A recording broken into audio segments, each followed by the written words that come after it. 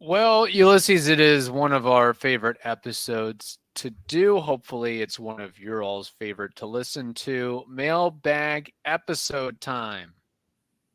We do these every week, and we love them every week. So let's get started right now. You are Locked On Rays, your daily Tampa Bay Rays podcast, part of the Locked On Podcast Network, your team every day. Hello, my name is Kevin Weiss. I'm Ulises Sambrano. And we are the host of the Locked On Rays podcast, part of the Locked On Podcast Network. Thank you for making us your very first listen every day. Be sure to check out and subscribe to our YouTube channel at Locked On Rays. You can also find us on X and Instagram at Locked On Rays and email us anytime, lockedonrays@gmail.com. All right, we have a mailbag episode and a trio of questions to dive into. This first one comes from, tough name to pronounce, but I think I've got it. Sajin is what I came up with. I believe that's correct. So I believe so. Sajin says, "Hi guys, this is Sajin. My name is pronounced like Taj Bradley, but instead Sajin, like the drink." Okay, so I think I got it.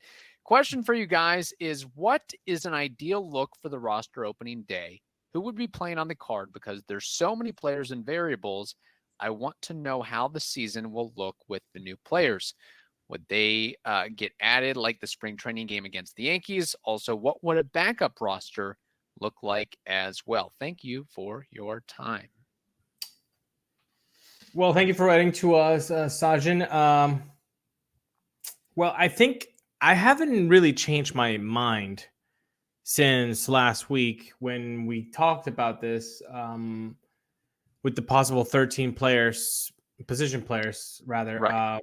being on the roster. I mean, I think we've gone over, if we go catching, Pinto, and then whoever pairs up, probably Jackson. Then Yandy, Bilao, Caballero, Paredes. Then you have Randy, Siri, Josh Lowe. And then so far, you would have DeLuca as your backup. Harold hasn't been traded. Curtis Meade looks like he should be a lock. And then Ahmed Rosario, who went deep against Paul Skeens so the other day. So that's it. That's your 13 player position pool. And, the ones that are left off right now would be Taylor Walls because of injury, Osleivis Basabe just because of no room, Junior Caminero, just give him some time in AAA. He's never had an at-bat at AAA. And then you got Jonathan Aranda and Richie Palacios looking at their thumbs, saying to coach, "Hey, what about me, though? Because shouldn't I be in that pool?" That's about it. I actually went a step further with Sajin's question, and he said opening day roster. So I went opening day roster, opening day lineup out there, perspective opening day lineup. The Rays open the season against the Toronto Blue Jays at home, I believe. All things being equal, I presume Kevin Gausman should be the opening day starter for the Blue Jays. He certainly gets paid enough. And I will say they got a lot of really good starters. They're pretty stacked 1 through 5. The Blue Jays are, if I may say so myself. But with that in mind, I punched up a starting lineup versus Kevin Gausman, if you so want to indulge me here. We think too much alike. I did the exact same thing, Kevin. Oh, so you're trying to get some extra credit here. Yeah, so I want to compare. So compare and contrast. So go ahead and do your best BA impersonation and give me that lineup. That's starting opening day lineup for the Rays. You want to go 1 through 9, or we're going to tag team? All right, 1 through 9. Leading off and playing first base, Yandy Diaz. Batting second, playing right field, Josh Lowe. Batting third, playing left field, Randy Arozarena. Batting fourth, playing second base, assuming he's healthy, Brandon Lau. Batting fifth, playing third, Isaac Paredes. Batting sixth, playing or not playing, riding the bench until it's time to hit, Jonathan Aranda. Hey, you're saying you need to get him at bats against righties if he makes the opening day roster. I'm going to put him up in the order in the sixth spot. Seventh, Jose Siri playing center field. Eighth, Jose Caballero playing short. In ninth, Rene Pinto. Nice. Very nice. I don't have a lot of notes. We're not this is so fun. Like that this is why baseball is so fun, guys. Like it's just when you get to be able to just write lineups and have fun like this is great. We should have just plugged it into Chat GPT. That's what the Rays do. That's how they spit out lineups nowadays. It's crazy. It's exactly what Neander and company do. They're like, oh no, now they know ChatGPT. That's exactly what we use. So mine is a little bit different. I'm not gonna. So we have Yandy leading off, but the biggest difference is Brendan Lau for me is hitting second. You have Josh Lowe. I have Josh Lowe hitting fourth, actually. Okay. We have Randy at third, batting third, the same. I have Paredes at fifth, just like you do. But I played with my 13 position players, so Aranda is not there. So for me, batting sixth is Harold, not Aranda. Okay. And then my last three are the same as you, except the order switches. Seventh, instead of Siri, I got Caballero there. Okay. Batting eighth, I got Pinto. And ninth, baby, there's nothing that I love more than a fast guy hitting ninth to wrap that order around. So I should have thought of that. That's a better play there. Yeah, I like your lineup better, having Siri at the bottom or Caballero at the bottom. Some speed demon that you get on first. Well, I don't know if Siri would get on first, is on base percentage. Maybe if Caballero batting ninth or something, and then turn the order over with Yandy, gets a base hit, and you got that runner at third or home. So I think that's a good way to look at it. Actually, that's what they did. I've got last year's opening day lineup for the Rays, and that's exactly what they did. They had Jose Siri batting ninth, the catcher batting eighth. They almost used where, I mean, pitchers were still hitting before the universal DH. A lot of teams were going to that of having the pitcher bat eighth versus ninth, and that's kind of the role that's getting pinned for catchers nowadays. So that's the Rays front office rubbing off on me, or me rubbing off on them. People don't like to say that. I will just note this. Just want to throw this out there. Last year's lineup compared to what could be this year's opening day lineup. Yandy led off. Okay. Taylor Walls pinch ran, I guess, later on in the game. Thou who shall not be named was the number 2 hitter. Rough.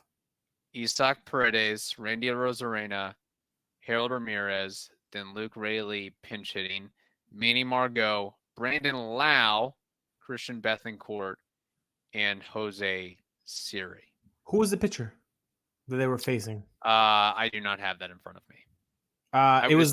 Was it the Marlins? You know what? Was it were they facing the Tigers? Was it Eduardo Rodriguez? Maybe that's who it was. Maybe it was the Tigers, and then it was Erod. Yeah. Okay. So maybe that's what had Brandon Lau down in the order. Right, which makes sense. If you're playing Brandon Lau against a lefty, he better be 7th, 8th, or 9th. No, I think we've got good options. Which now, like if you're facing a lefty, I think Brandon Lau may sit, Ahmed Rosario may play, and then you keep Josh Lowe in right field. Yes, keep Josh Lowe. No, this was a fun question. Thank you, Sajin. I think we could do a poll with this puppy and be like, hey, which lineup do you like best? Yes. Or guess what you think the opening day lineup could or should be. I like it. We do, though, have more mailbag questions to get to. But first, Ulises, we have to tell the audience something extremely important. You always know when we have to talk about something important, Kevin. And you know what? We do, because March Madness is coming, people. March Madness is coming. I don't know about you guys, but I'm a USF fan.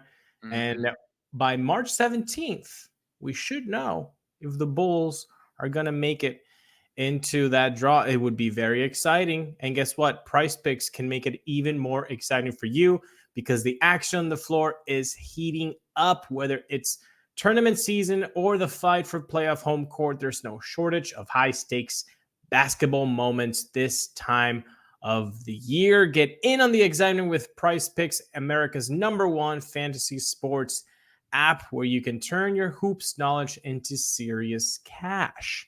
Conference tournaments are here, and that means that college basketball is, what did you say, March 19th, Kevin, is going to start? The first four, should be the 19th, I believe. It's right here, so you can be part of the action on PrizePicks for both men's and women's college basketball, people. So do not delay. Today, go download the app, PrizePicks, and use code LOCKEDONMLB for a first deposit match up to $100. Benjamins, can you say it for the people in the back? Download the app today. Use code LOCKEDONMLB for a first deposit match up to $100. So PrizePick. Pick more, pick less. It's that easy. PrizePicks. All right. This next mailbag question comes from James. It's in regards to the new Rays ballpark.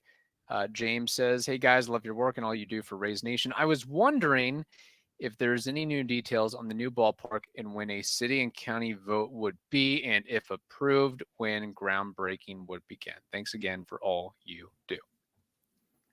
Thank you for writing to us, and thank you for adding to the community that is Locked On Rays. I believe the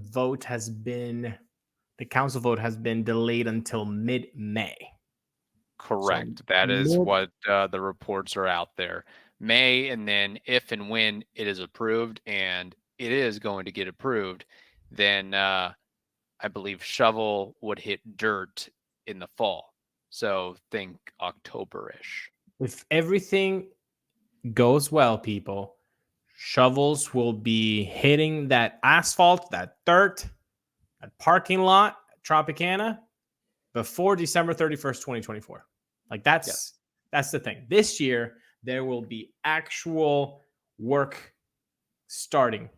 And that's very exciting. So it almost has to start, because building a ballpark is quite an endeavor, even if you have a wonderful Florida climate and you have crews working 24 hours a day, and you say you can get the job done in 2.5 years. You don't want to leave that up to chance. You don't want to have to wait deep into or early into 2025 to get this thing moving along if you're hoping to have opening day 2028 in a new stadium become a reality. Because you have 3 years. Let's not count this year. You have 25, 26, and 27. And then you have about 2.5 months of 2028, let's say, before people need to come in, like people that would pay. So it's right about the right amount of time right now if it starts in 2024. Now, if shovels don't hit the ground by December 31st, 11:59 p.m. of 2024, Rays fans, then you should probably be like, okay, I'm worried. Yeah. I would be worried if it doesn't happen this year, like the actual action of, hey, we're building this thing. But boy, obviously, as an Ybor resident, I will forever wave the flag of please put it in Ybor. Duh, I'm biased, but it'll feel so good still when actual work is being done to leave this team, this organization, this fandom in the region for the next 30 years. For the next 30 years. Like, Kevin, you will be a 62-year-old man. I may not even be alive, depending on how things go. Yeah, we don't know. We don't know. And let's be dark humor on this. We might be dead by this time. 62 years old. We never know. We don't know anything. By the time we're 62 years old, will the Rays have a ring? And we're not counting Carter rings here. No wild card banners If I'm or division banners. Will they have a World Series trophy?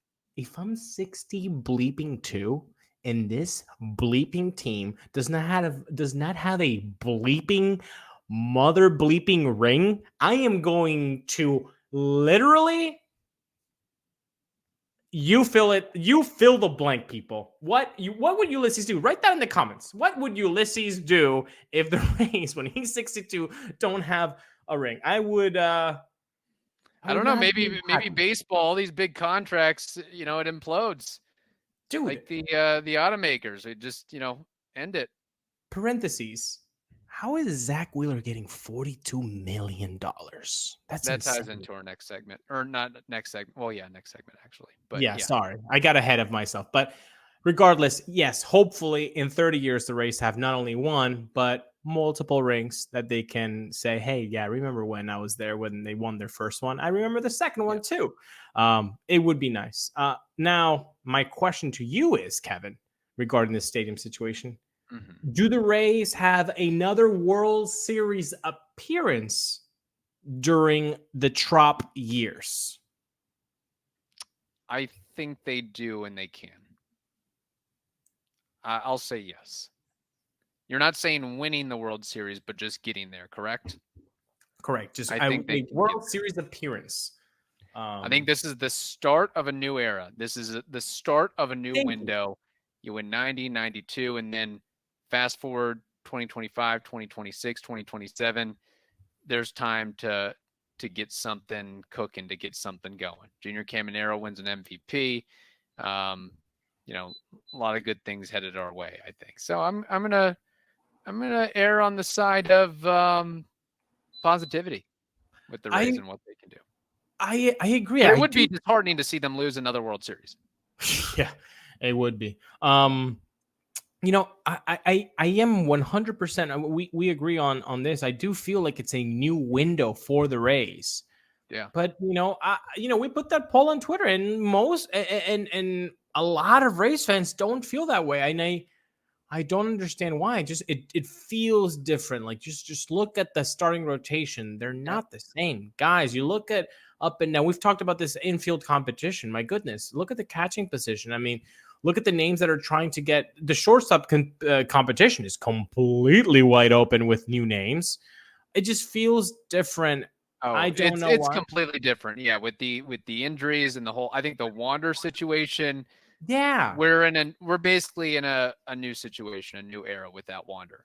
And it's the last 4 years of the Trop too. So it's kind of like, okay, like this is a different feel than when you didn't know if you were going to have a team. Like so far, we hope and everything is there for this organization to stay here. Before 2024, that wasn't the case. We were like, oh, are we going to Montreal like for half a season? Like, remember that, folks? It's 2026. Caminero wins the MVP and Shane Baz wins the Cy Young, and the Rays win a title or get to the dance. So, to James' question, what we noted was a vote by the city coming in May. I'm not sure what the county has to do on their part to get the ball moving. I don't know if the city votes and approves it first and then it, more or less gets rubber stamped by the county.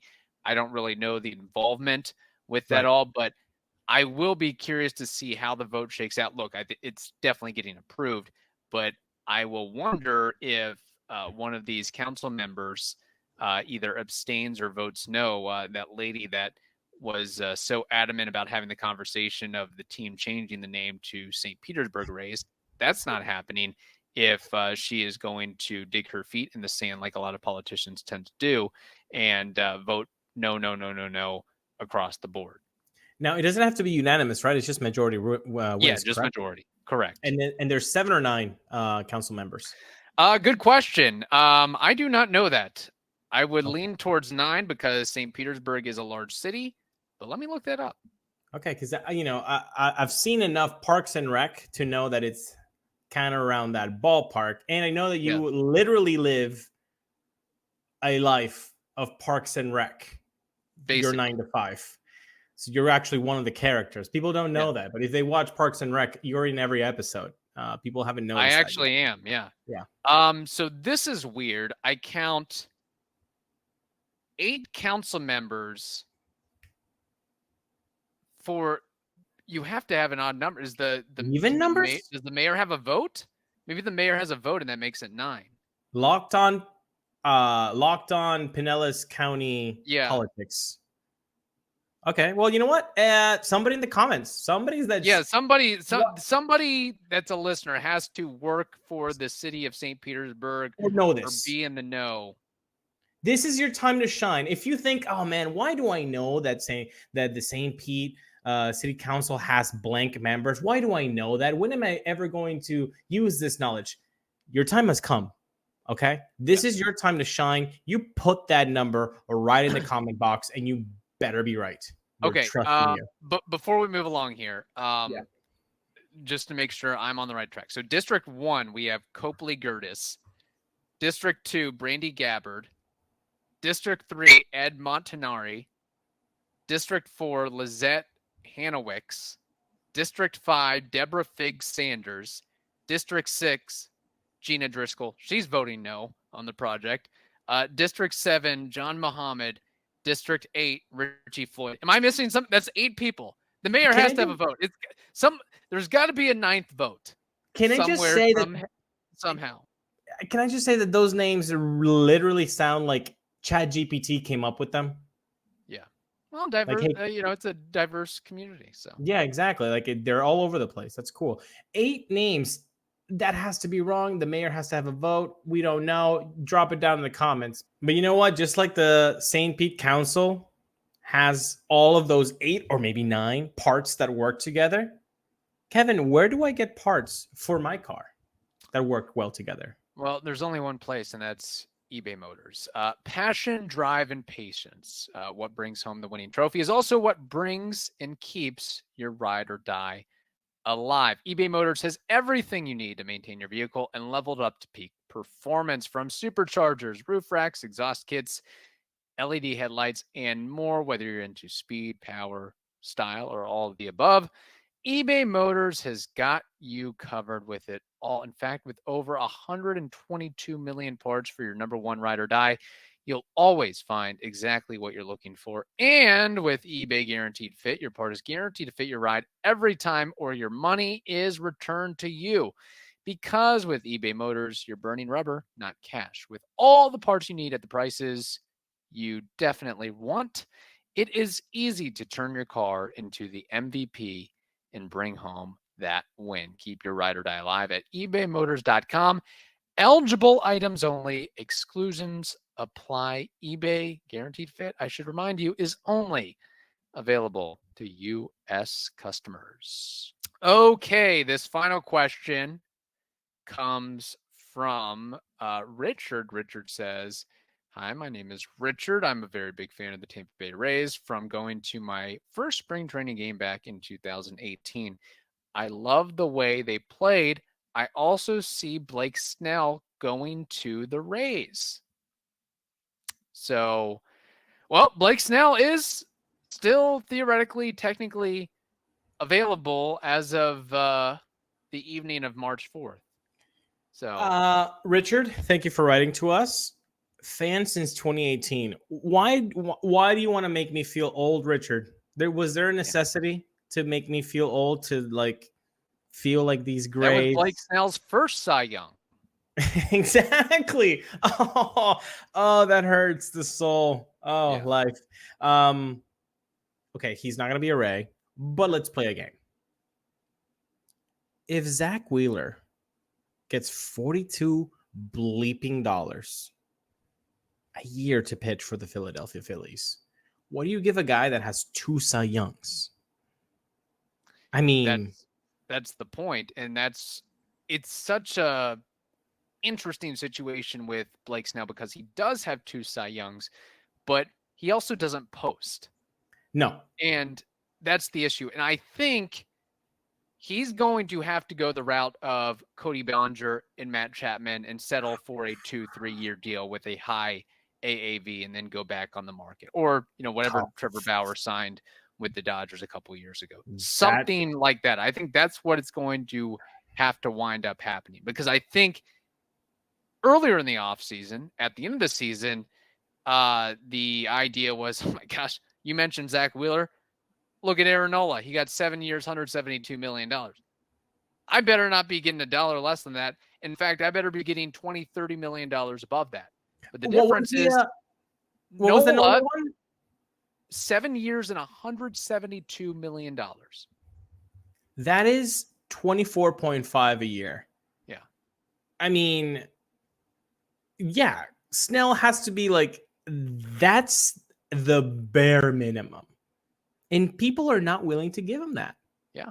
Because he is not available. I mean, over his lifetime as a major leaguer, he averages about 124 innings a year.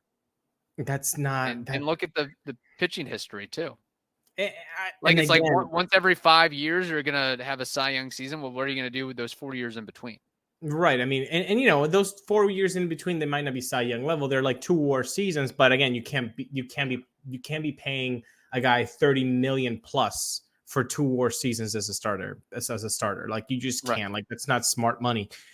And Blake Snell, even though he does have the 2 Cy Youngs, like, you know, I don't really care about the walks because, like, if you strike out people at the rate that he does, and it seems like he does strand those runners a lot, like it seems like the walks are on purpose. Like, hey, I'm not gonna challenge you at all. Like, I'd rather just face the next guy with you on base. Like, it just seems like that's because the numbers show that, like, he really does seem to squeeze in when there are runners on base. So I really don't care about the walks, but what I care about is, you know, how many innings can you give me, man? And that's part of it. Like, you know, if you're wasting pitches on walks, then you don't really post. So it's an issue. You know, I'm just, it sucks for Blake because I mean, what are the chances that you win 2 Cy Youngs and you're not able to get your bag that you wanted? Right. Oh, wait, I got a phone call. Sorry, Kevin, I got to take this. Oh, hey, Corey Kluber. Hey, yes, how you doing, exactly, man? Oh, wait, you won 2 Cy Youngs as well? Huh, did you get your bag? You didn't.